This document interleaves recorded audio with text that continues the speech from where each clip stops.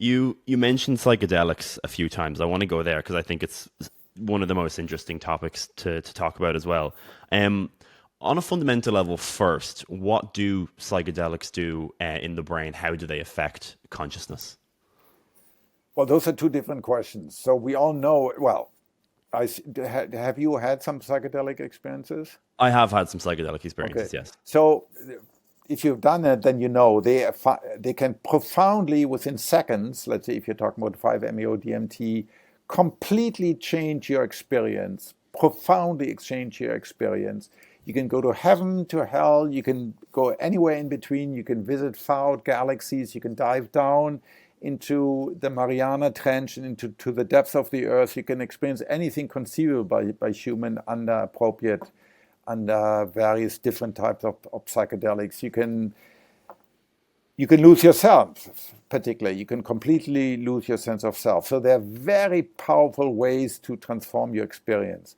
And by the way, I think they're a good argument against functionalism because it's unclear whether this has any function whatsoever. You're sitting there with eyes closed, maybe for an hour, let's say under ayahuasca or something like that, have these profound, radical different experience of yourself and the world, yet you're just sitting there.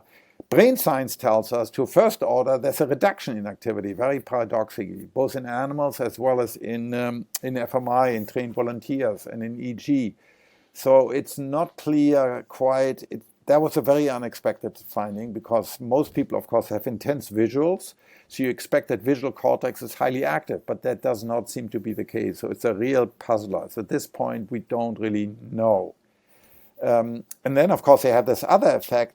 They looks like, particular, I think, when you experience loss of self, they can have profound positive effect on mental health, right? So they're being tested for PTSD, for depression, and in fact, before this year is out, the FDA, the American Drug Governing Authority, the Federal Drug Administration, will probably approve MDMA, aka ecstasy, for psychotherapy assisted MDMA for PTSD. And then the next year or the year thereafter, looks like they may approve it for psilocybin assisted psychotherapy for depression and major depressive disorders. So they can profoundly change your consciousness, and for many of us, they can have profound therapeutic long-term benefit.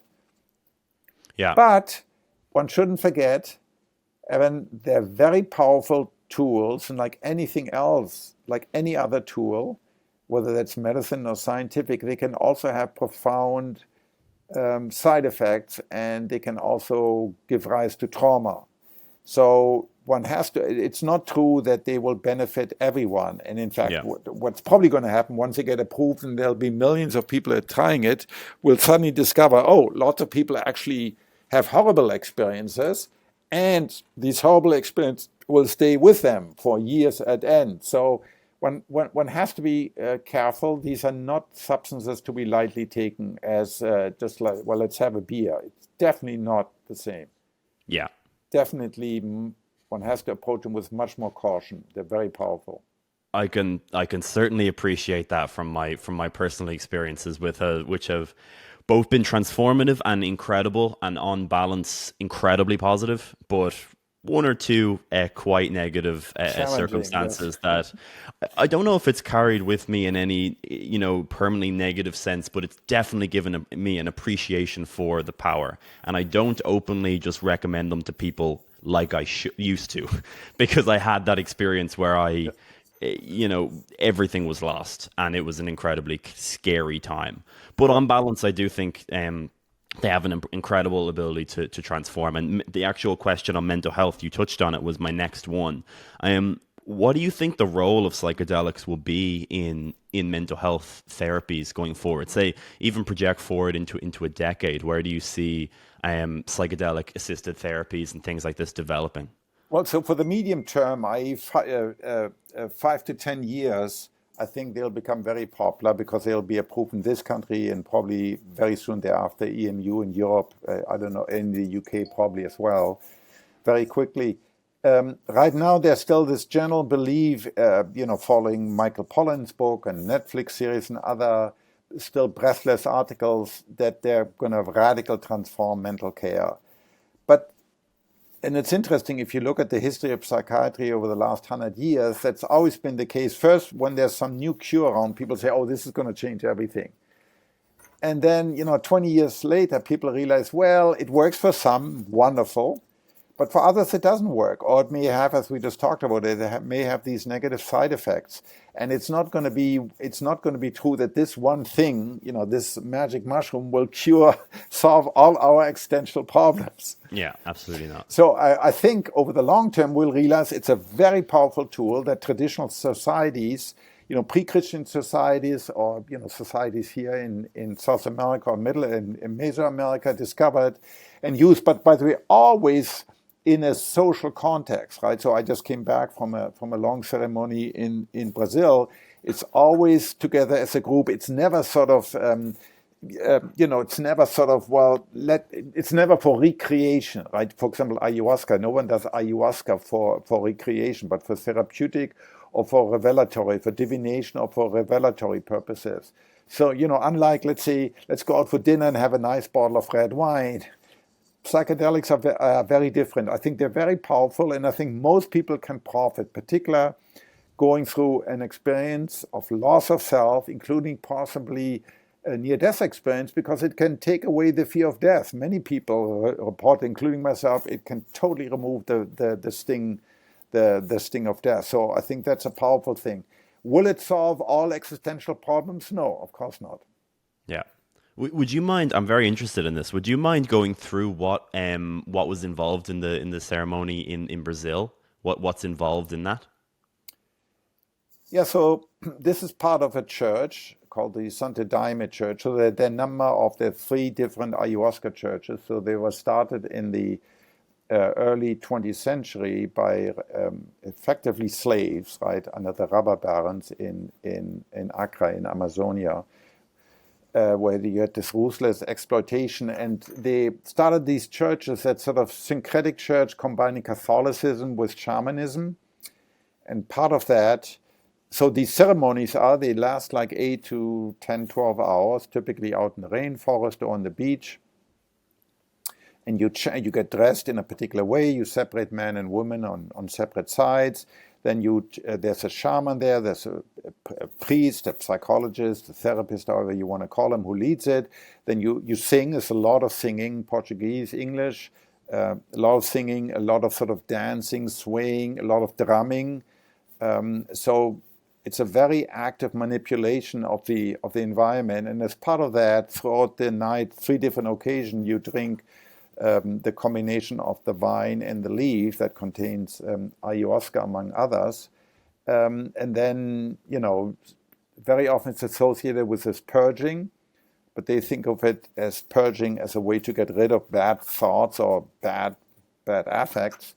But it's certainly that it can be very harsh, and then it sends you on these visionary, spectacular or mystical experience. And typically this is repeated over 2-3 days, and then the next day again, to emphasize the social aspect, it's always sharing. So during the ceremony, you always stay together. You never go by yourself. It's always part of this group. And next day, the entire group shares. You go around and everyone shares something about the experience. So again, it's very different from the classical therapeutic context in the West, where it's the therapist and the patient, the doctor and the patient. Here, it's always a large group, and it's quite interesting what you can observe what partakes during these ceremonies, these Santo Daime ceremonies. Yeah, absolutely. I know it's very personal, but would you mind sharing something that you've experienced and personally felt during one of these ceremonies? Yeah, one experience that I can talk about was on the beach at midnight, and the main effect had already worn off, and then I was. It's still difficult to put into words. I lost myself. I was sitting there in half lotus and totally lost sense of self, a sense of the environment, and encountered what felt like a universal consciousness. Huxley described it in his book, The Doors of Perception, Mind at Large. That's exactly how it felt. I felt like I encountered a universal, that everything was mental, and I encountered this universal consciousness, which was universal, underlying everything, was not very differentiated. It was really a profound experience. How would you best describe what's actually happening in the brain when you have one of those transcendent, the world unified, everything is just, how would you best describe what's actually happening in the brain there? Okay, so we don't know, because what we've never done, it's experimentally very difficult. I'd want to look at your brain only in that minute when you have that experience, that mystical, not the 1 hour before or not the 1 hour afterwards. But right now we have, typically what happened, you volunteer do their magic mushroom, you stick them for 2 hours in a magnet, where they have all sorts of experience, including no experience whatsoever, or being bored, or nothing is happening yet, right? You average over all of that, so that's pretty useless. What you really want to know exactly during that moment of pure mystical experience, where you feel you are now part of the universe, because it may well be that's what I suspect, that your activity in your brain goes almost away. It's a quiet brain. It's a brain where you're not asleep, so you don't get delta waves, but you're not conscious of yourself or pain or pleasure, so there isn't high gamma activity.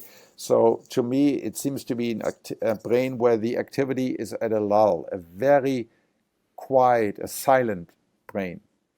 And then you may be able, during this silent brain, you may be able to access these extraordinary, in the true sense of the word, extraordinary, different from ordinary reality, extraordinary states of consciousness. If you enjoyed that short podcast clip, then I'm so confident you will enjoy even more the full conversation. You can click it here. Click it. Come on. You know you want to. Click it.